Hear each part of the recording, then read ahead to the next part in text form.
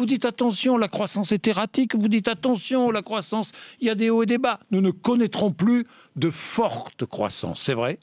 Je crois, en tout cas, si on regarde les 30 dernières années, on va de boom en crack, je le disais tout à l'heure, et si on regarde en tendance, la croissance économique d'un pays comme la France ne cesse de baisser. On est passé de 3 à 2, à 1, à 0,5. Bon, donc il y a des rebonds, voilà, c'est un peu comme les saisons maintenant, c'est-à-dire il fait beau, très bien, il pleut, et puis après la pluie, le soleil. Mais en tendance, on voit bien qu'il y a quelque chose de tout à fait différent qui s'est installé dans les pays industrialisés, dans les pays avancés, qui est que la force de traction de la croissance économique est très différente, plus faible dans son potentiel, beaucoup plus faible que ce qu'on a connu à l'âge industriel. Pour donner juste une statistique, pour sortir de la France, si on regarde aux États-Unis ce qui se passe, qui est un pays donné en exemple d'un pays d'innovation, de croissance, en effet, moyenne. 3 et quelques, voilà, là, j'ai vu. 3 cette année, parce qu'on est dans le rebond, plus faible en revenus par habitant sur longue période. Mais dans un pays comme les États-Unis, 90% de la population n'a connu aucune croissance de son pouvoir d'achat au cours des 30 dernières années. Alors, qu'est-ce que ça veut dire? Très bien, il y a de la croissance, mais le pouvoir d'achat, lui, ne croit pas. Il n'est pas là, et en tout cas, il n'est pas là pour l'écrasante majorité de la population. Le salaire médian, c'est-à-dire aux États-Unis toujours celui qui est au milieu de la distribution de revenus, c'est-à-dire la classe moyenne